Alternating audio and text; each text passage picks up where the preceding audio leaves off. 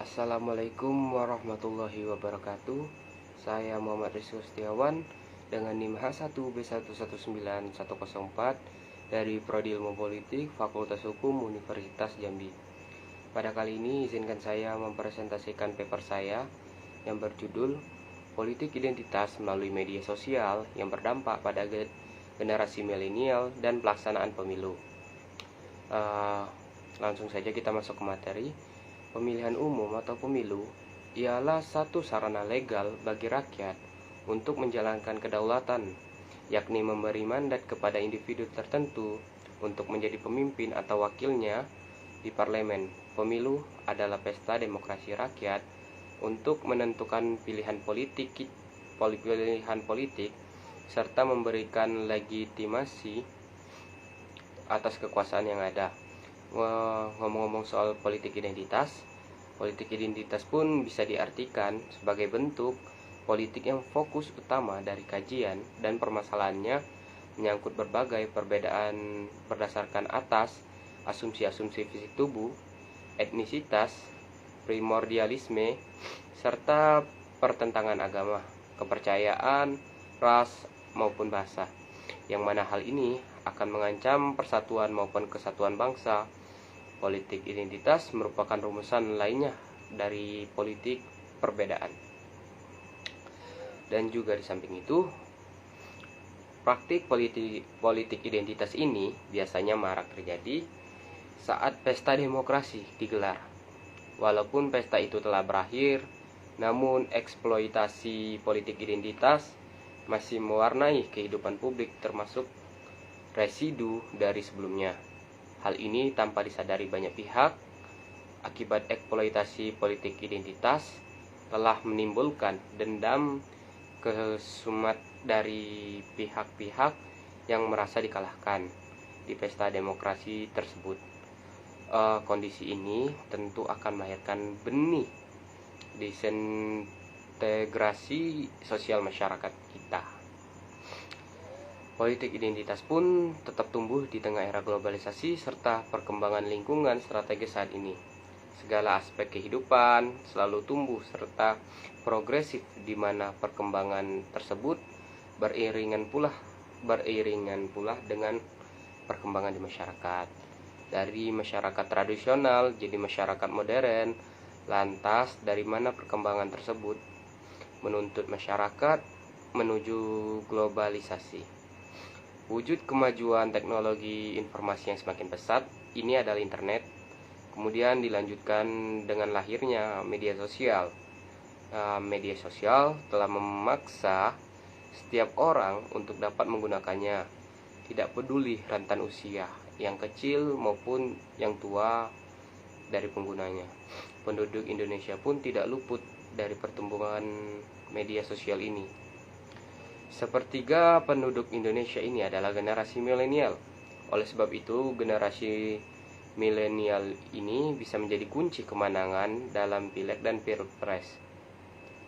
Terkait dengan politik, dari hasil riset yang dilakukan oleh KPU di tahun 2018 secara tegas menjelaskan bahwa generasi milenial di Indonesia mempunyai semangat inklusif yang lebih tinggi dibanding generasi yang sebelumnya, yakni adanya semangat untuk merangkul segala macam latar belakang, ras, suku, hingga agama.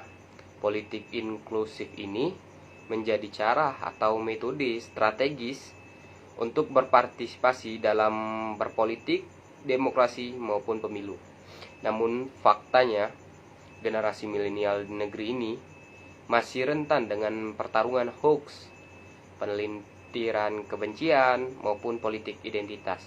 Terlebih lagi, medan kontestasi di media sosial turut memengaruhi persepsi generasi milenial dalam membangun cara pandang dan melihat masa depan negeri ini.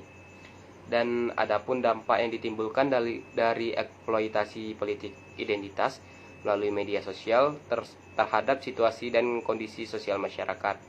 Sebelum itu, apakah ada yang sudah tahu apa itu eksploitasi?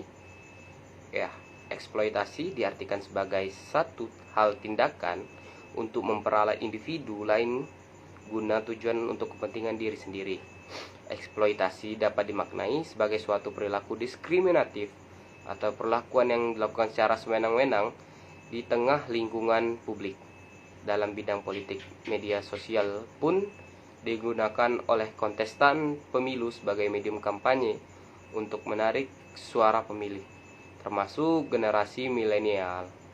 Namun, eksistensi media sosial di bidang politik pun terpapar oleh aksi atau eksploitasi politik identitas ini. Sebagai contoh, dalam poster pemilu untuk menarik simpati masyarakat, tentunya si kontestan pemilu pasti akan langsung mempublish atau mencantumkan visi misinya.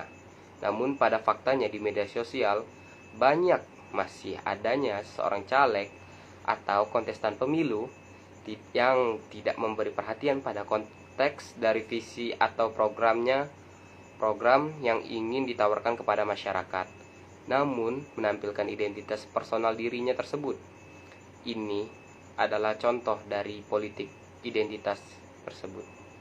Hal ini apabila dibiarkan tak akan memberikan edukasi politik yang cerdas bagi publik, namun cenderung akan jadi disintegrasi sosial.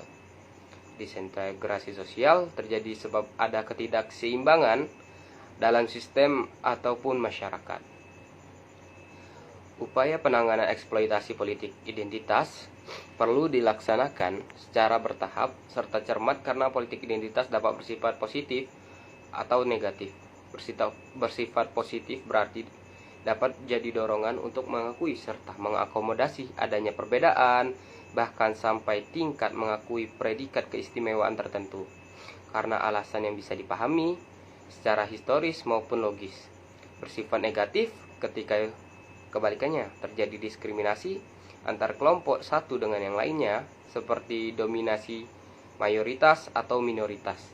Politik identitas termasuk yang lewat media sosial kerap diartikan sebagai politik yang mengedepankan relasi emosional merendahkan pertimbangan rasional. Hal ini dikarenakan bersifat dorongan, kurang mengedepankan pilihan berdasarkan pertimbangan kemanfaatan umum.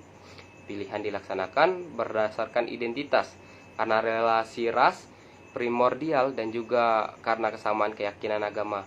Menurut saya seperti itu.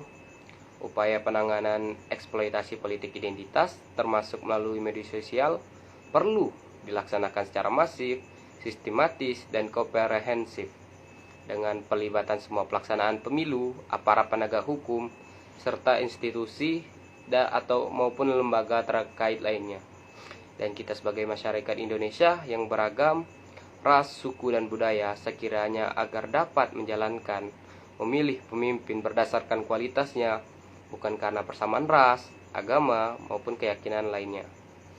Mungkin itu saja yang dapat saya sampaikan. Sekiranya yang saya sampaikan tadi dapat menjadi ilmu yang berguna bagi kita semua. Lebih dan kurang saya mohon maaf. Wabillahi taufiq wal hidayah. Wassalamualaikum warahmatullahi wabarakatuh.